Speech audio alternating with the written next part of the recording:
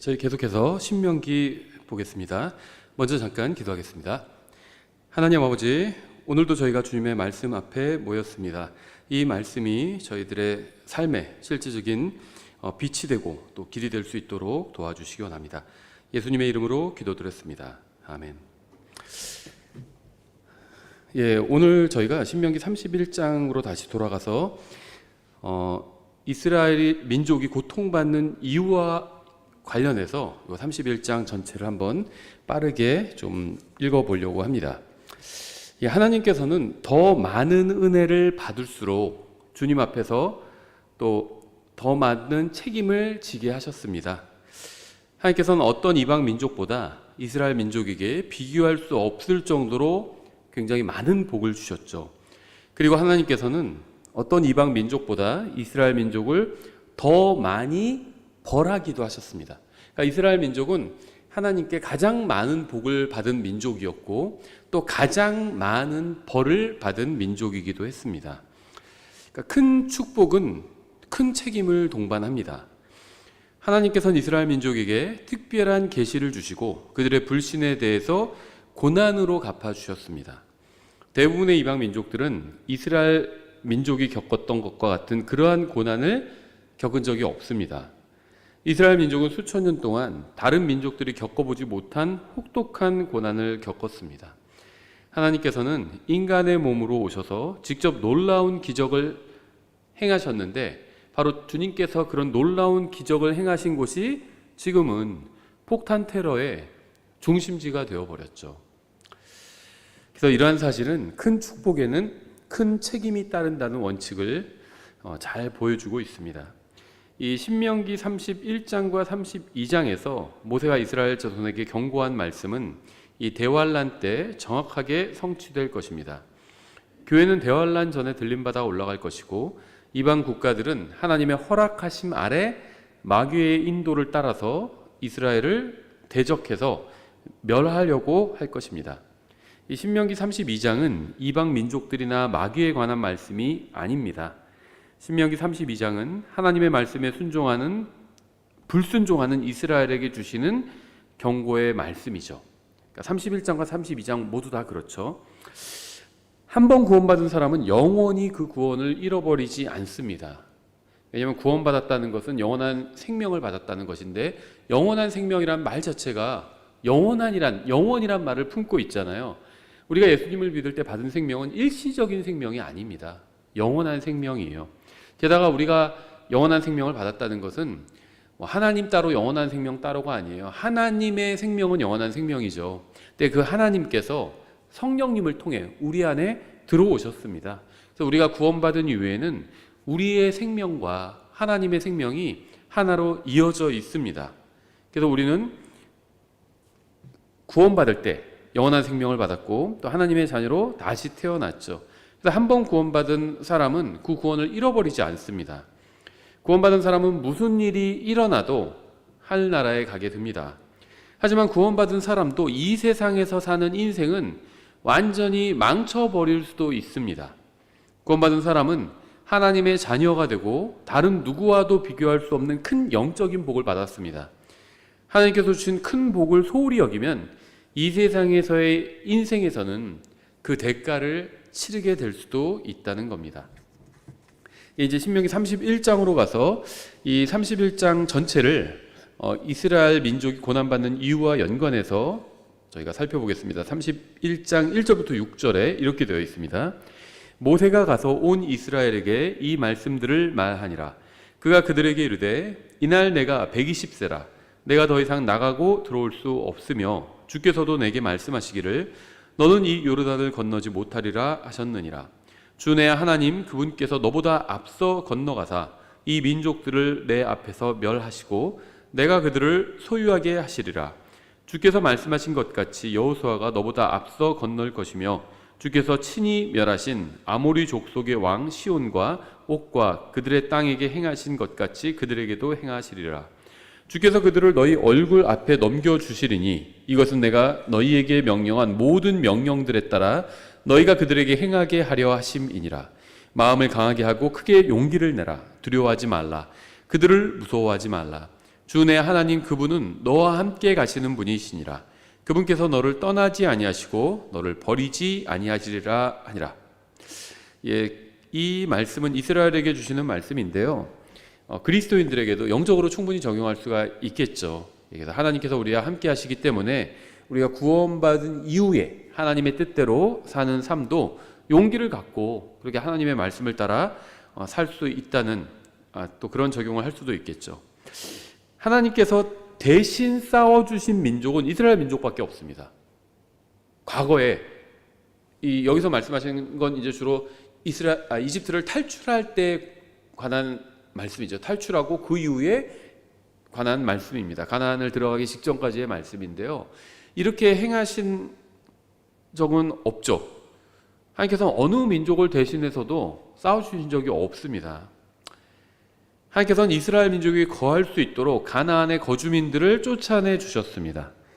하나님께서 평화롭고 안전하게 거하도록 지켜주신 민족도 이스라엘 민족밖에 없습니다. 이 세상 어떤 민족도 주님께 이런 호의와 은혜를 받은 적이 없습니다. 계속해서 7절에 또 모세가 여호수아를 불러 온 이스라엘의 눈앞에서 그에게 이르되 마음을 강하게 하고 크게 용기를 내라. 내가 반드시 이 백성과 함께 주께서 그들의 조상들에게 주리라고 맹세하신 땅으로 가서 그들이 그 땅을 상속하게 하리라. 주 그분은 너보다 앞서 가시는 분이시니라. 그분께서 너와 함께 하사 너를 떠나지 아니하시고 너를 버리지 아니하시리니 두려워하지 말라 놀라지 말라 하니라. 주님께서 이스라엘 민족에게 주신 약속은 정말 놀라운 것이었습니다.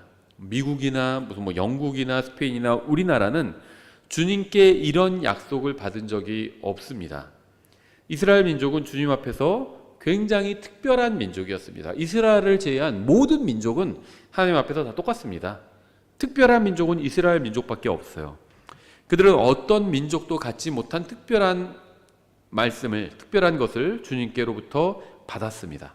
9절에 모세가 이 율법을 기록하여 주의 언약궤를 매는 레위의 아들들인 제사장들과 이스라엘 모든 장로들에게 넘겨주고 모세가 그들에게 명령하여 이르되 매 7년의 끝에 엄숙히 면제년을 지킬 때 장막절에 온 이스라엘이 주 내 하나님께서 택하실 곳에서 그분 앞에 나타나려고 올 때 너는 온 이스라엘 앞에서 이 율법을 낭독하여 그들이 듣게 할지니라. 하나님께서는 7년마다 이스라엘 자손이 모두 모여서 하나님의 말씀을 함께 듣게 하셨습니다. 이런 일은 이 세상의 어떤 민족도 경험해 보지 못한 일이었죠. 7년마다 아브라함과 이삭과 야곱의 자손은 예루살렘에 모여서 하나님께서 모세에게 주신 말씀을 모두 함께 들었습니다. 주님의 말씀을 듣는 모임은 엄숙한 집회였습니다. 거기는 누구도 일어나서 춤추거나 그러지 않았어요. 이 춤추는 것이 다 부정적이다 이렇게 얘기할 수는 없겠죠. 다윗도 춤을 췄습니다. 하나님 앞에서 기쁨을 춤으로 표현했습니다. 그것이 잘못된 것은 아니죠. 그런데 이제 이 경배 시간에, 예배 시간에 춤추는 것은 좀 생각해 볼 필요가 있죠. 특히 우리나라에서는요, 이 경배와 예배라는 말을 완전히 바꿔버렸습니다. 예배가 주일 오전에 이제 드리는 예배가 가장 큰 예배고 가장 중요하다. 그래서 큰 교회에서도 담임 목사님이 이 주일 오전 예배는 인도를 하고 나머지 다른 예배들은 부목사님이나 무슨 전도사님이 인도하게 하고 이렇게 시스템을 갖춰놨죠. 근데 성경에선 이 월십이라는 단어가 나오는데 이건 경배입니다. 경배예요. 예배라는 말은 사실 성경에 나오지 않죠. 경배입니다. 예배라는 말을 쓰면 다 잘못된 것이다. 제가 지금 그런 얘기를 하는 건 아닙니다. 쓸 수도 있겠죠. 근데 이제 성경에 나온 정확한 용어는 경배예요. 경배. 근데 이것을 예배가 더 중요하고 경배는 좀 더 한 단계 아래인 것처럼 낮춰버렸습니다. 그래서 경배와 찬양 그런 식으로 예배 때는 딱 말씀 선포하고 좀 엄숙하게 하고 경배 때는 막 춤추면서 해도 되고 이런 것으로 바꿔버렸죠. 대단히 안타깝습니다. 이건 잘못된 겁니다. 말씀드린 것처럼 춤출 수도 있어요. 기쁜 마음에 하나님 앞에서 춤출 수도 있겠지만 주님께 경배 드리는 것 이것은 좀 더 진지하고 이제 엄숙하게 해야 되겠죠. 물론 기쁜 마음으로 해야 되지만 진지하고 엄숙하게 해야 합니다. 춤이 다 잘못된 것은 아니지만 우리가 좀 이 경배와 관련해서 그러니까 하나님 앞에서 경배든 예배든 간에 하나님 앞에서 모여서 경배를 드리는 것과 관련해선 대단히 조심할 필요가 있습니다. 다윗이 하나님 앞에서 춤춘 게 뭐 경배 드린 거 아니죠. 예배 드린 건 아닙니다. 근데 모세가 율법을 받으러 갔을 때, 시내산으로 하나님께 갔을 때 이스라엘 자손이 뭐 했죠? 아론을 들들 볶아서 금송아지를 만들었죠. 그래서 속된 말로 어떻게 보면 경배와 찬양을 한 겁니다. 그 앞에서 일어나서 뛰놀면서 춤췄어요. 성경 그렇게 말씀하고 있어요. 그것도 또 옷도 헐벗은 상태였죠. 그래서 이런 것들은 대단히 주의해야 합니다. 춤추면서 뛰노는 것이 성경을 보면 하나님께 영과 진리로 드리는 경배와 관련이 있는 것이 아니라 금송아지 앞에서 우상 숭배를 하는 것과 더 관련이 있다는 겁니다. 하나님께 경배 드릴 때는 영과 진리로 해야 합니다. 영이 다시 태어난 사람이 진리, 하나님의 말씀을 가지고 하나님께 경배를 드려야 합니다. 그래서 주님께 드리는 경배 모임은 기본적으로 엄숙한 집회입니다. 굉장히 진지한 집회입니다. 또 주님의 말씀을 듣는 모임도 엄숙하고 진지한 집회입니다. 성경에서는 누구도 춤추지 않았어요. 그렇죠? 여기서도 뭐 춤추고 이런 분위기가 아닙니다. 다 함께 모여서 주님의 말씀을 듣는 겁니다. 모든 백성이 주님의 말씀을 아주 진지하게 들어야만 했습니다. 주님께서 주신 복들과 주님께서 그들을 위해서 행하신 모든 일과 또 주님의 경고와 저주의 말씀까지도 엄숙한 가운데서 진지하게 들어야만 했습니다. 이스라엘에는 다른 종교가 용납되지 않았죠. 근데 이 말씀도 좀 제가 다시 들을 필요가 있는데요. 이스라엘에는 다른 종교가 당연히 용납되지 않았습니다. 근데 현대의 이스라엘은 다르죠. 지금의 이스라엘은 성경적 이스라엘과는 다릅니다. 근데 제가 이제 이런 말을 종종 드리는데 어떤 분들은 좀 오해를 하실 수도 있겠더라고요. 그러니까 지금의 이스라엘이 성경의 이스라엘과 다르다고 해서 뭐 지금의 이스라엘은 아예 성경 이스라엘과 전혀 관련이 없고 다른 곳에 뭐 이스라엘이 있다고 얘기하는 것처럼 이렇게 오해하시는 분도 있더라고요. 제가 하는 말은 그런 말은 아닙니다. 성경에 나온 이스라엘은 지금 표면으로 드러나 있지는 않죠. 지금 이스라엘과 나중에 대환란 때 이스라엘로 모일 그 이스라엘 사람들이 하나의 참된 이스라엘을 이루게 될 겁니다. 거기서 그 대환란 때 지금 팔레스타인에 있는 이스라엘 외에 전 세계에서 유대인들이 모여들 겁니다. 그럼 그 중에서 정확한 우리가 수치는 알 수 없지만 그 중에서 일부는 적그리스도와 타협해서 적그리스도를 섬기게 될 거고요. 이제 일부는 적그리스도를 거부하고 도피하게 될 겁니다. 그래서 광야로 도피해서 광야에서 주님을 만나게 되겠죠. 그럼 그 광야에서 주님을 만나서 민족적으로 다시 태어나게 되는, 하루 만에 다시 태어나게 되는 그 이스라엘이 나중에 이스라엘 왕국을 다시 이뤄서 주님께서 약속하신 약속의 땅 전체, 가나안 전체를 차지하고 천년왕국에서 이제 머리 국가가 될 것입니다. 그러니까 지금 이스라엘 중에서도 나중에 뭐 진실한 이스라엘 사람들이 나올 수도 있겠죠. 하지만 지금 현재의 이스라엘은 성경의 이스라엘과는 관련이 없다는 겁니다. 그럼 성경의 이스라엘은 지금 어디에 있는가? 몰라요, 그건. 근데 몰라도 상관없습니다. 왜냐하면 지금 하나님께서 이 시대는 이스라엘을 다루고 계시지 않거든요. 이스라엘의 예언의 시계는 멈췄습니다. 예수님의 십자가와 함께 멈춰버렸어요. 그럼 언제 다시 움직이냐? 교회가 들림받고 올라가면 다시 그 시계가 움직이기 시작할 것입니다. 마치 제가 저희 아이한테 한 2년 전인가요? 선물로 쿼츠 시계를 사줬거든요. 아이들이 찰 수 있는 그런 단순한 시계를 사줬는데 이것도 일이에요. 이게 쿼츠는 계속 건전지를 갈아줘야 되잖아요. 그래서 한 1년 반에 한 번씩 이렇게 갖고 와요. 저한테 시계가 멈췄어요 이러고. 그럼 제가 이제 시계 약을 다시 갈아줍니다. 그럼 다시 움직이죠. 이스라엘의 시간은, 하나님 앞에서 이스라엘의 시간은 지금 멈춰 있습니다. 제가 말하는 의도는 지금 이스라엘이 성경의 이스라엘이 아니다라는 말의 의미는 바로 그것입니다.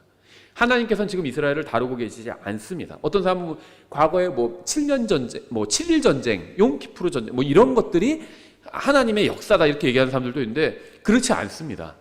그건 하나님의 역사와는 관련이 없어요. 막 그때 이방인들 뭐 아랍인들은 많이 죽고 이스라엘은 뭐 피해가 아주 적었고, 그러면서 이것이 마치 성경의 예언과 관련이 있는 것처럼 주장하는 분들이 있는데 그렇지 않습니다. 여리고를 한번 생각해 보세요. 하나님께서 대신 싸우시면요, 이스라엘은 한 명도 죽지 않습니다. 그게 하나님께서 대신 싸우시는 거예요.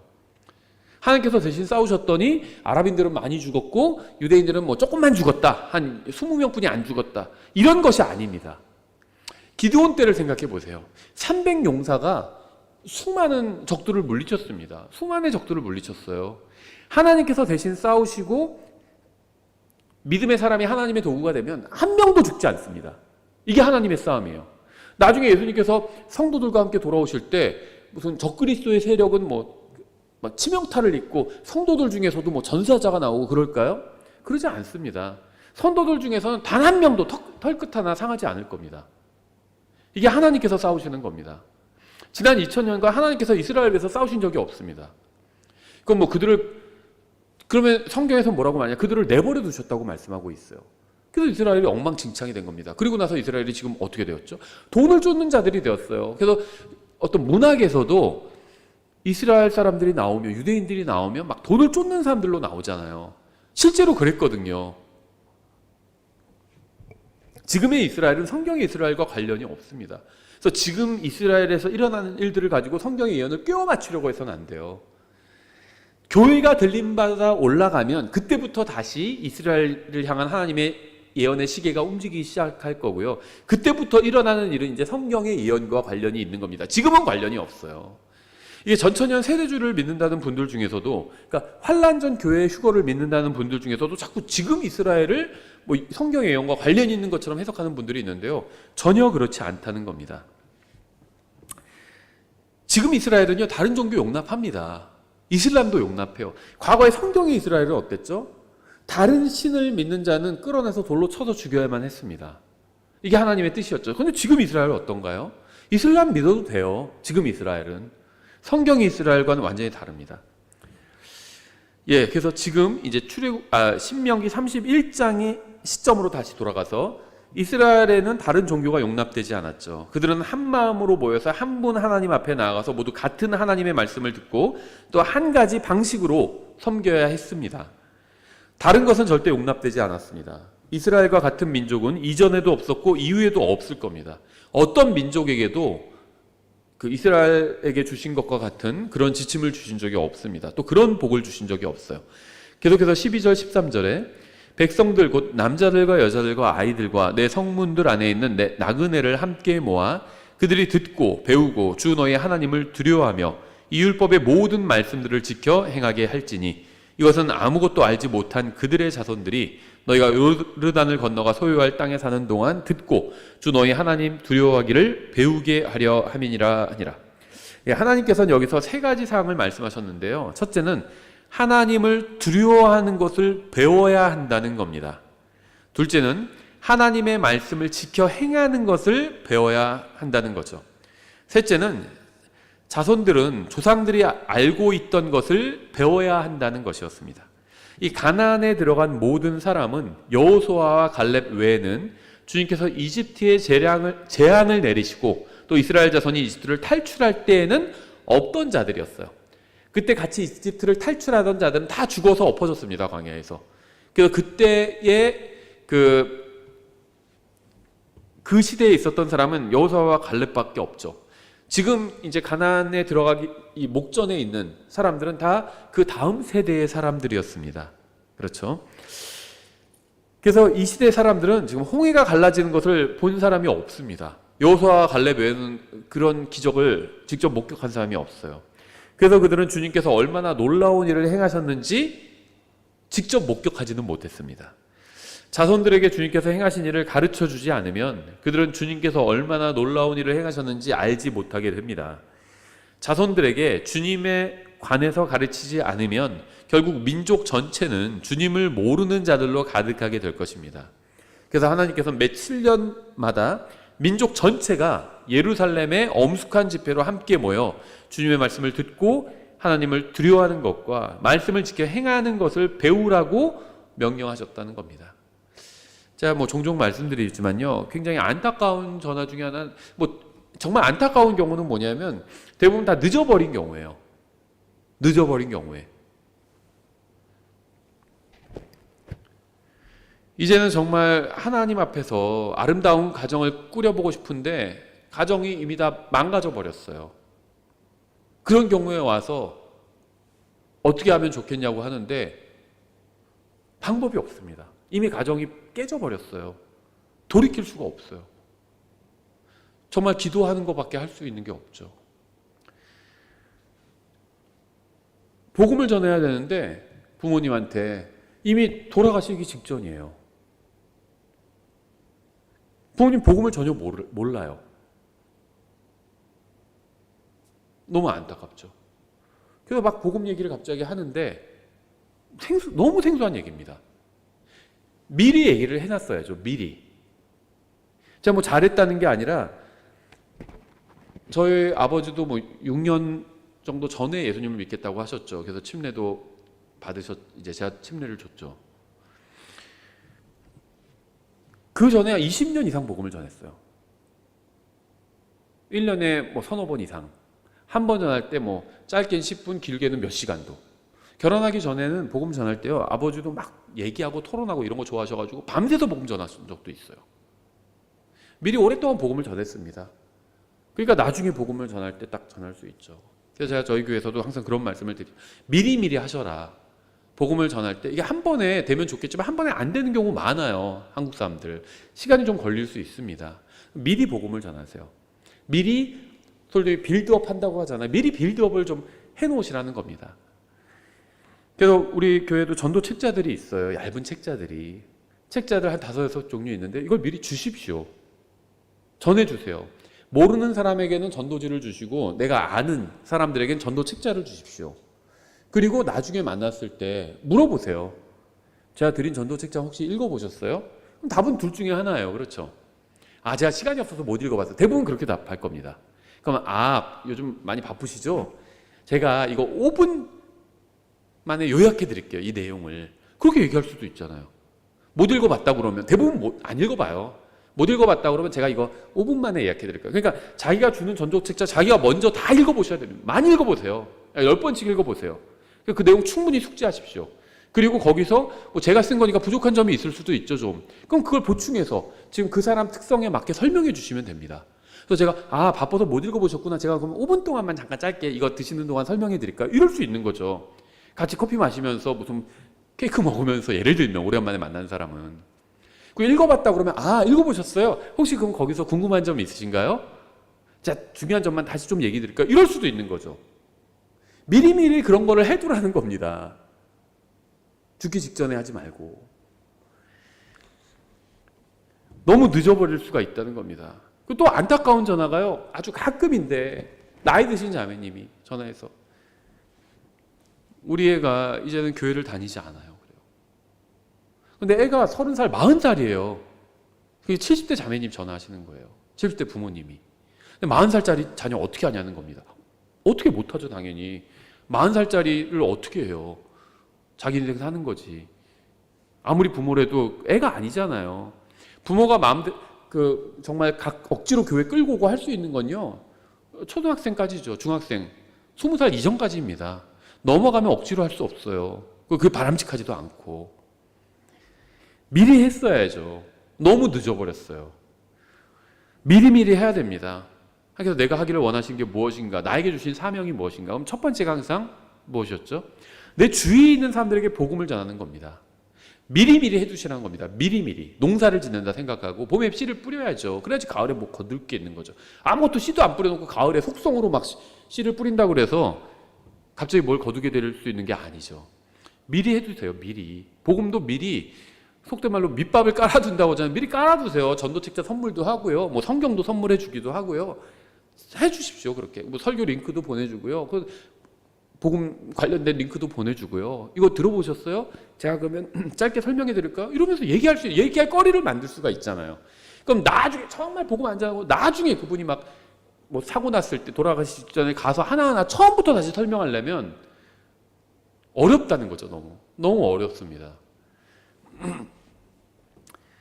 미리 가르치라는 거예요. 아이들에게도. 적어도 7년에 한 번씩 모여서 가르치는 겁니다. 성인이 될 때까지 그러면 한 2번 이상은 꼭 듣겠죠. 7년에 한 번마다 다 이스라엘, 이거는 가족 얘기가 아니에요. 이거는 민족 전체가 7년에 한 번마다 모여서 하나님의 말씀과 하나님께서 행하신 일을 듣는 겁니다. 우리 민족을 위해서, 그러니까 이스라엘 입장에서는 우리 민족을 위해서 하나님께서 행하신 일을 듣는 거예요. 그걸 하라는 겁니다. 7년에 한 번씩 하면 20살 되기 전까지는 2번 이상 할 수 있는 거예요. 적어도. 하나님께서 매 7년 민족 전체가 예루살렘에서 엄숙한 집회로 모여 주님의 말씀을 듣고 하나님을 두려워하는 것과 말씀을 지켜 행하는 것을 배우라고 명령하셨습니다. 오늘날 젊은 세대가 하나님을 모르는 것에 대한 책임은 나이 든 세대에게 있습니다. 젊은 세대는 하나님보다 물질을 더 추구하죠. 부모로부터 하나님을 두려워하고 말씀을 지켜 행하는 것을 배운 적이 없기 때문입니다. 하나님께서는 이스라엘 자손에게 이러한 점을 미리 경고하신 겁니다. 계속해서 14절, 주께서 모세에게 이르시되 보라 내가 반드시 죽어야 할 날들이 다가오고 있으니 여호수아를 불러 회중의 성막 안에서 너희 자신을 보이라. 그러면 내가 그에게 책무를 주리라 하셨으므로 모세와 여호수아가 가서 회중의 성막 안에서 자신들을 보이매 주께서 구름 기둥 가운데서 성막 안에 나타나시고 구름 기둥은 성막 문 위에 서 있더라. 주께서 모세에게 이르시되 보라 너는 내 조상들과 함께 잘 것이나 이 백성은 일어나 자기들이 가서 함께 섞여 살게 될 타국인들의 땅 곧 그 땅 타국인들의 신들을 따라 음행의 길로 가며 나를 버리고 내가 그들과 맺은 내 언약을 깨뜨리리라. 하나님께서는 이스라엘 자손을 이방 신들로부터 구속하셨습니다. 주님께서 염려하셨던 것은 그들의 자손이 다시 이방 신들에게 돌아가는 것이었습니다. 죄에서 구속하신 민족의 자손이 다시 죄로 돌아갈까 염려하셨던 겁니다. 오늘날 기독교는 완전히 이교도화 돼버리고 말았어요. 오늘날 기독교인들은 이교도의 신들을 섬기고 있고요. 이교도의 명절을 지키고 있고 이교도들의 방식으로 예배를 드리고 있습니다. 진짜 하나님을 버리고 가짜 신들을 섬기고 있는 겁니다. 성경에서 언제 그리스도인들에게 명절을 지키라고 했나요? 언제 크리스마스 지키라고 했나요? 그런 거 없죠. 성경에. 갈라디아에서 오히려 너희가 날들과 그런 거 지킨다고 경고하고 있죠. 우리의 명절은 예수님이에요. 우리의 어린 양은 예수님이고, 그리고 우리는 눈에 보이는 무엇인가를 지킬 필요가 없습니다. 오래전에 정말 순교자들이 순교당할 때 그 종교 재판관들이 와서 막 위협을 했었죠.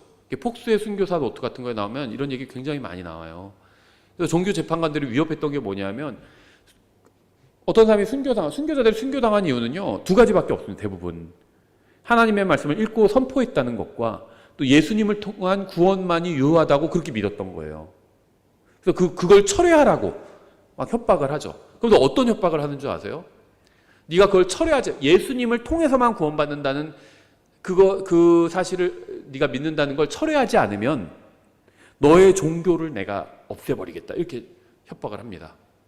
왜냐하면 로마 카톨릭 그 종교 재판관들의 종교는 이런 멋진 예배당과 무슨 성상과 무슨 묵주와 그런 것들과 관련이 있었거든요. 그래서 너의 종교를 내가 다 불살라버리겠다 하는데 순교자 중에서는 그런 얘기를 한 사람이 있죠. 당신 나의 종교를 불사를 수가 없다. 나의 종교는 예수님인데 예수님 내 마음에 계시기 때문에 또 하늘에 앉아 계시기 때문에 당신이 감히 불사르거나 그렇게 할 수가 없다. 그렇게 얘기를 했었죠. 예, 근데 오늘날에는 다시 완전히 기독교가 무슨 물질주의로 돌아가 버렸습니다. 그래서 막 세상과 연합하고 있어요. 그래서 세상 어떤 정치에 관여하고요. 침례교회는, 독립침례교회는요, 오랫동안 정치와 종교의 분리를 믿어왔죠. 그래서 미국의 그 독립선언문을 작성하는데 이 침례교회 성도들이 많이 영향을 주게 됩니다. 그래서 미국 그 헌법의 근간도 정치와 종교의 분리죠. 그리고 우리나라 정치는요, 우리나라는 거의 대부분의 것들을 다 미국 직수입이에요. 기독교도 다 미국 직수입이고요. 성경에 무슨 추수감사절 같은 거 있나요? 그런 거 없습니다. 성경에 있는 신약의 그리스도인들이 추수감사절 지켰다 이런 말 본 적이 있나요? 사도행전에서? 없습니다. 근데 우리나라 기독교가 추수감사절을 하죠. 제가 그게 나쁘다는 건 아니에요. 수확하고 나서 하나님께 감사드린다, 그게 나쁜 거 아니죠. 나쁜 거 아닙니다. 나쁘다는 얘기가 아니에요. 다만 실행하는 게 성경적인가 한번 생각해 볼 필요가 있다는 겁니다. 근데 우리나라의 기독교는 다 미국산 직수입이에요. 좋은 것도 수입했지만 나쁜 것도 수입 많이 했습니다.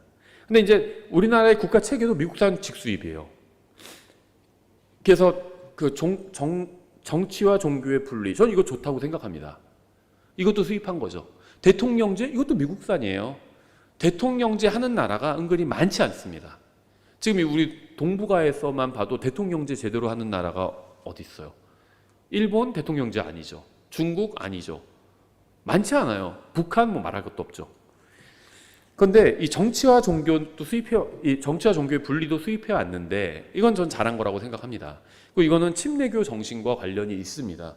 근데 우리나라에서 독립 침례교에 다닌다는 분들 중에서도 정치 종교 분리를 인정하지 않는 분이 있어요. 말로는 인정한다고 하면서도 정치 문제 막 개입해서 교회가 나가서 뭘 해야 된다 이런 분들이 있습니다. 그래서 최근에 몇 년간도 막 정치적으로 풍랑이 일었죠. 교회는 뭘 해야 되죠, 그런 때? 복음을 선포해야죠. 하나님의 말씀을 가르쳐야죠. 왜 정치에 개입해요? 사도행전에서도 정치적으로 풍랑기였습니다. 로마의 압제하에 있었죠, 이스라엘 민족이. 거기서 무슨 모아가지고 무슨 데모하고 그런 거 했나요? 집회했나요? 복음 전하고 하나님 말씀 가르쳤죠, 교회가. 그래서 제가 항상 말씀드리지만 교회는 좌로나 우로나 치우치지 말고 하나님의 말씀에 정도를 걸어야 합니다. 교회가 막 우파와 함께하면요, 우리나라 지금 우파와 함께하는 극우 교회들 어떻게 됐죠? 통일교, 신천지 이런 데랑 연합해서 손잡고 같이 뭐 하고 있어요, 집회하고 있어요. 좌파와 함께한 교회들은 어떻게 됐죠? 카톨릭이랑 그다음에 자유주의, 동성연애 같은 거 인정하는 동성연애 목사 막 있는 그런 자유주의 교회랑 또 손잡고 뭐 함께하고 있습니다. 왜 교회가 그런데 그런 사람들과 함께하냐는 거예요. 우리는 하나님의 말씀을 믿는 사람들과 연합해서 복음을 전하고 하나님의 말씀을 가르치고 전파하고 지키고 그런 일을 하는 거죠, 교회는. 그럼 정치 문제에 관여해서 하는 게 아닙니다. 그리스도인 개인이 대한민국 국민으로서 정당에 가입할 수 있죠. 정치 활동할 수 있습니다. 저 그게 나쁘다는 게 아니에요. 하지만 교회의 이름으로 하지 않는다는 겁니다. 그리스도인 개인이 군입대해서 자원입대할 수도 있죠. 특수부대 갈 수도 있습니다. 군입대해서 나라를 지키는 일을 할 수 있죠. 하지만 교회가 무슨 나라를 지킨답시고 무슨 무기 만들어서 지키고 그런 일 하지 않습니다. 문선명 아들은 총기 같은 거 막 갖고 있고 자기네 지킨다고 하는데 교회는 그런 일 하지 않아요. 왜 자꾸 교회가 그런 쓸데없는 것에 관심을 갖는지 모르겠습니다. 그거 다 마귀의 센세이셔널리즘, 마귀의 미혹입니다. 마귀는요, 주로 그런 찰스 피니 원작 그리고 잭칙이 지은 The Last Call이라는 책에서도 나오죠. 마귀가 주로 사용하는 건 센세이셔널리즘이에요. 근데 그 센세이셔널리즘은 주로 그런 정치 이슈, 그 다음에 스포츠, 월드컵, 올림픽, 그래서 그리스도인의 관심을 확 잡아가는 겁니다. 월드컵 시즌, 올림픽 시즌엔 그리스도인들 막 그것만 보고 있는 사람들도 많아요. 그게 마귀가 하는 겁니다. 센세이셔널리즘을 사용하는 겁니다.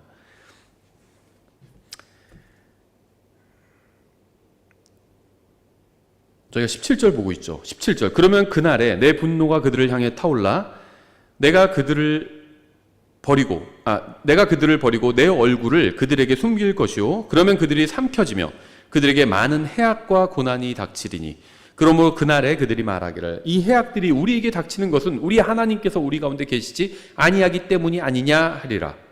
하나님께서 이스라엘 자손에게 고난과 어려움을 주시는 이유가 무엇일까요? 그들이 하나님께로 돌아오게 하기 위함입니다. 하나님께서 교회에게 고난과 어려움을 주시는 이유가 무엇일까요? 하나님께로 돌아오게 하기 위함입니다. 구원받은 사람에게 어려움이 생기는 이유가 무엇일까요? 가정과 부부관계와 아이들에게 어려운 일이 생기는 이유가 무엇일까요? 인생이 엉망진창이 되고 난간에 부딪히고 소용돌이 휘말리는 이유가 무엇일까요? 하나님께서 우리가 주님께로 돌아오기를 원하시기 때문입니다. 그렇다고 해서 어려움에 고난을 당하는 사람을 함부로 판단하는 게 아닙니다. 자기 자신에게 이 말씀을 적용해 보라는 거예요. 나에게 어려운 일이 닥쳤어요. 그럼 왜 어려운 일이 닥쳤을까? 주님께로 마음을 향하게 하기 위함이라는 겁니다.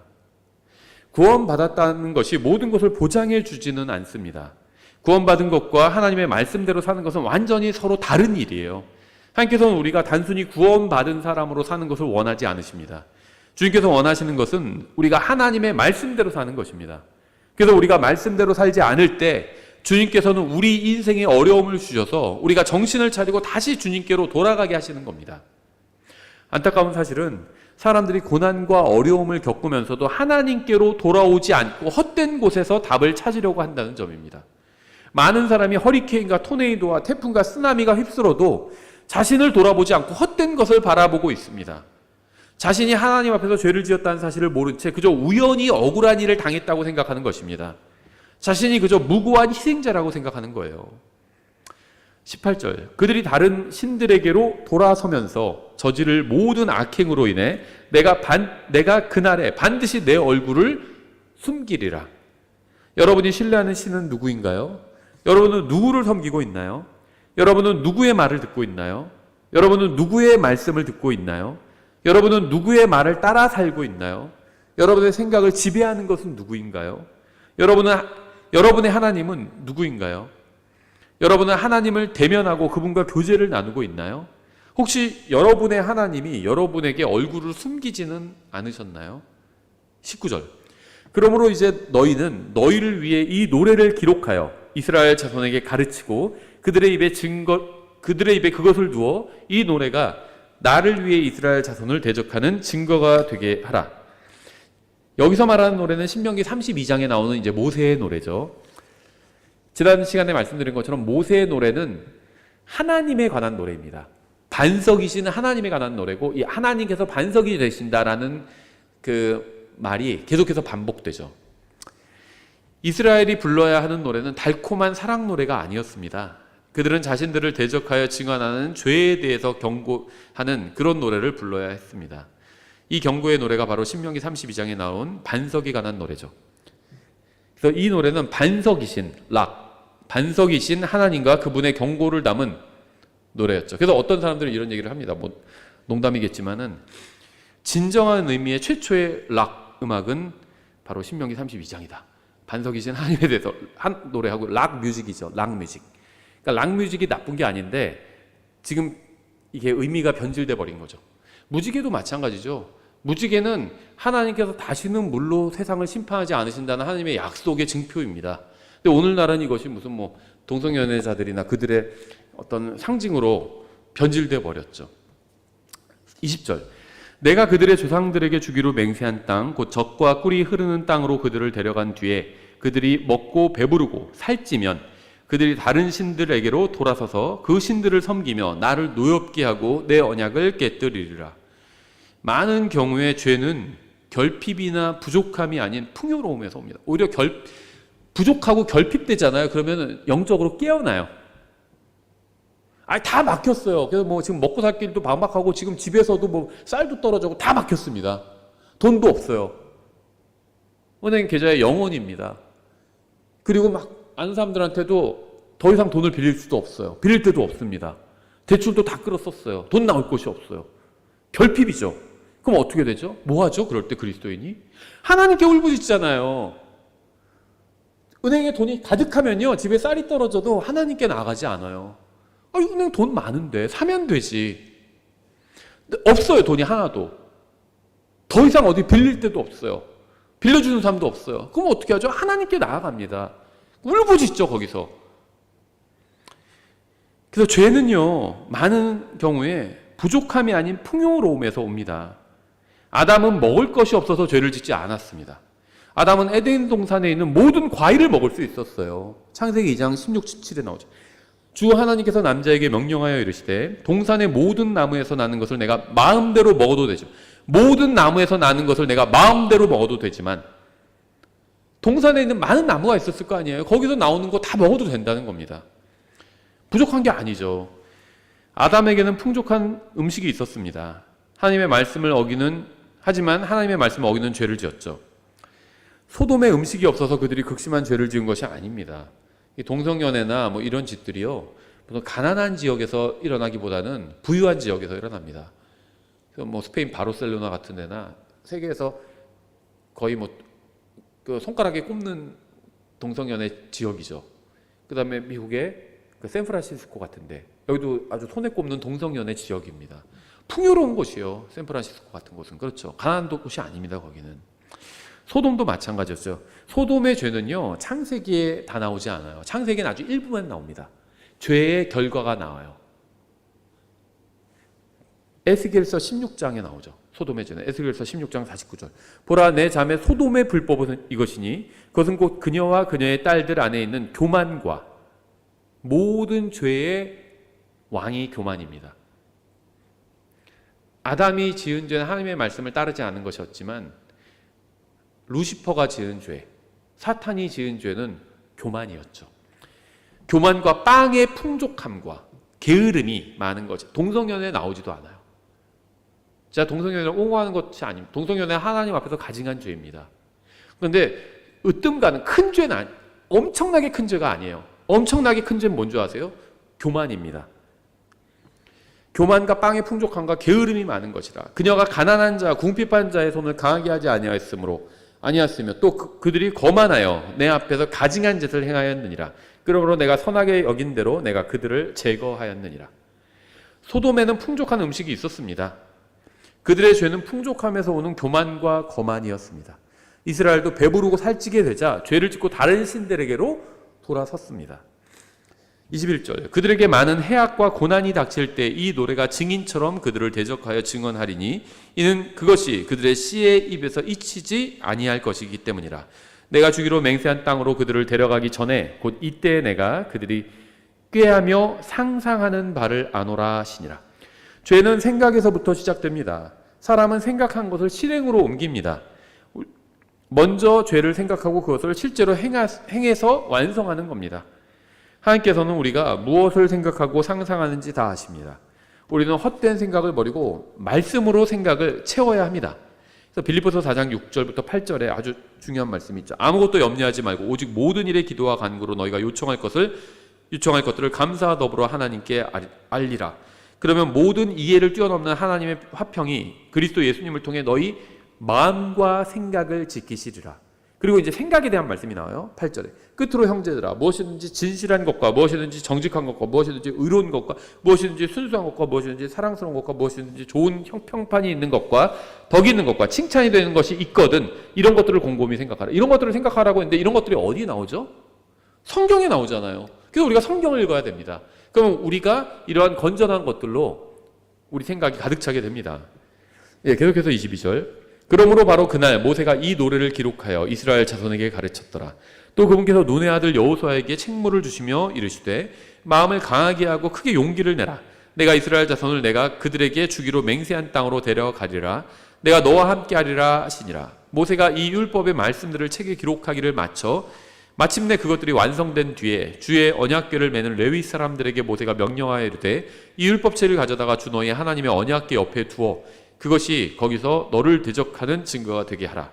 내가 너의 반역하는 것과 뻣뻣한 목을 아노니 보라 내가 이날 아직 살아서 너희와 함께 있어도 너희가 지금까지 주께 반역하였거든 내가 죽은 뒤에는 얼마나 훨씬 더하랴. 성경에는 믿는 사람과 말씀대로 행하는 사람에게 주시는 엄청난 상과 축복만 기록된 것이 아니라 믿지 않고 말씀대로 행하지 않는 사람에게 주시는 엄숙한 경고도 기록되어 있습니다. 28절 너희 지파들의 모든 장로들과 너희 직무 수행자들을 내게 모으라. 내가 이 말씀들을 그들의 귀에 말하고 하늘과 땅을 불러 그들을 대적하는 증거로 삼으리라. 내가 죽은 뒤에 너희가 스스로 철저히 부패하여 내가 너희에게 명령한 길에서 마음을 돌이켜 떠날 것을 내가 아노라. 너희가 주의 눈앞에서 악을 행하여 너희 손의 일로 그분의 분노를 일으킬 것이므로 마지막 날들의 해악이 너희에게 닥치리라 하니라. 모세가 이 노래의 말씀들이 끝날 때까지 이스라엘 온 회중의 귀에 그것들을 말하니라. 예, 여기서 마지막 날들이라는 표현을 주목할 필요가 있습니다. 신명기 32장에 기록된 모세의 노래는 이스라엘 자손이 마지막 날들의 대환란 때 겪게 될 고난을 예언하고 있어요. 그래서 이 성경에는 예언들이 기록되어 있는데 이 예언들이 대부분 이중 적용이 된다고 보시면 됩니다. 그래서 이 신명기 32장에 주신 말씀이 이스라엘 지난 2000년간에도 적용될 수 있겠죠. 하지만 궁극적으로는 이 대환란 때 적용될 말씀이라고 볼 수가 있습니다. 마지막 날들의 해악이 너에게 닥치리라 이렇게 말씀하셨는데요. 18절에서도 이 날에 대해서 경고했죠. 그들이 다른 신들에게로 돌아서면서 저지를 모든 악행으로 인해 내가 그들의 그날에 반드시 내 얼굴을 숨기리라. 마지막 날들 그날 이거는 모두 같은 시기를 의미합니다. 이날은 예수님의 재림 직전에 있을 하나님의 진노의 날인 대환란의 날들입니다. 이거는 예언서에 많이 나와 있어요. 예를 들면 스가랴서 12장 2절과 3절에 그날에 내가 예루살렘을 모든 백성들에게 무거운 돌이 되게 하리니 비록 땅의 모든 백성들이 그곳을 대적하려고 함께 모일지라도 그 돌로 짐을 지는 모든 자는 산산조각 끊어지리라 주가 말하노라. 그날에 내가 놀라게 하는 것으로 모든 말을 치고 미치게 하는 것으로 그 위에 탄 자를 치되 내가 내 눈을 떠서 유다 집 위에 두고 눈멀게 하는 것으로 그 백성들의 모든 말을 치리니 6절 그날에 내가 유다에 다스리는 자들을 나무 가운데 있는 화로 같게 하며 곡식단 속에 횃불 같게 하리니 그들이 오른쪽과 왼쪽과 사방의 모든 백성들을 삼킬 것이요 예루살렘에 다시 사람이 거주하되 그곳에 본래 자리 곧 예루살렘에 사람이 거주하리라. 8절 그날에 주가 예루살렘 거주민들을 보호하리니 그들 가운데 연약한 자는 그날에 다윗 같을 것이며 다윗의 집은 하나님 같고 그들 앞에 있는 주의 천사 같으리라. 또 그날에 내가 예루살렘을 대적하러 오는 모든 민족들을 멸하려고 힘쓰리라. 11절 그날 무기또 골짜기에 하다드림몬에서의 애곡과 같은 큰 애곡이 예루살렘에 있으리라. 그래서 그날 마지막 날들 같은 날들을 가리킨다고 보시면 됩니다. 대환란의 날들을 가리킨다 이렇게 보시면 돼요. 그래서 그날은 하나님께서 21가지 심판을 자신의 백성이 이스라엘 민족에게 퍼부으실 대환란의 날들입니다. 주님께서는 대환란을 통한 심판으로 이스라엘 자손의 영적 간음죄를 영원히 끊어버리실 겁니다. 그러면 이스라엘 민족은 다시는 하나님을 버리지 않을 겁니다. 우리나라는 기독교 국가가 아니죠. 성경에는 기독교 국가 같은 건 없습니다. 그런 건 없어요. 하지만 우리나라에는 하나님을 믿고 그분의 말씀을 존중하는 사람들도 있습니다. 교회는 이 세상 누구도 받지 못한 복을 받았습니다. 교회 외에는 누구도 그리스도의 신부가 아니고 그분의 몸도 아닙니다. 이 세상 그 어떤 창조물도 예수님을 믿고 구원받아 다시 태어난 사람이 받는 복을 받지 못했습니다. 우리가 진정으로 구원받았다면 우리에게 큰 복이 임한 것처럼 큰 책임과 어떤 임무도 우리에게 주어졌음을 알아야 합니다. 주께서 고난을 통해서 우리에게 어려움을 주시고 징계하시는 이유는 우리를 사랑하시기 때문이에요. 그래서 히브리서 12장에서도 사랑하시는 아들마다 받아주시는 아들마다 매질하신다 이렇게 말씀하고 우리가 남의 애는 매를 떼지르지 않습니다. 남의 애는 잘못하는 것을 봐도 그냥 지나쳐가요. 그렇죠? 내 애가 아니니까. 하지만 우리 아이는 잘못하면 매를 듭니다. 왜 매를 들죠? 아이를 사랑하기 때문에 매를 드는 겁니다. 아이가 나쁜 사람이 되지 않도록 하기 위해서, 아이가 훌륭한 성인으로 자라날 수 있도록 하기 위해서 잘못을 바로잡아 주는 거죠. 하나님께서는 이스라엘 자손을 바로잡기 위해서 그들에게 고난을 주셨고 앞으로 대환란 때에도 큰 고난을 주실 겁니다. 이러한 원칙은 교회에도 적용할 수 있습니다. 우리에게 고난을 주시는 주된 목적은 우리를 바로잡기 위함입니다. 따라서 예수님을 믿고 그분의 이름을 부르는 사람이라면 모두 죄에서 떠나야 합니다. 디모데후서 2장 19절이죠. 그럼에도 불구하고 하나님의 기초는 확고히 서 있고 거기에는 주께서 자신의 백성인 자들을 아시느니라 하며 또 그리스도의 이름을 부르는 자는 다 불법에서 떠날지어다 하는 글이 적힌 이 봉인이 있느니라 이렇게 말씀하고 있습니다. 예, 이렇게 해서 저희가 신명기 31장을 이스라엘의 고난과 관련해서 저희가 연관지어서 살펴봤습니다. 예, 오늘 여기까지 하겠습니다.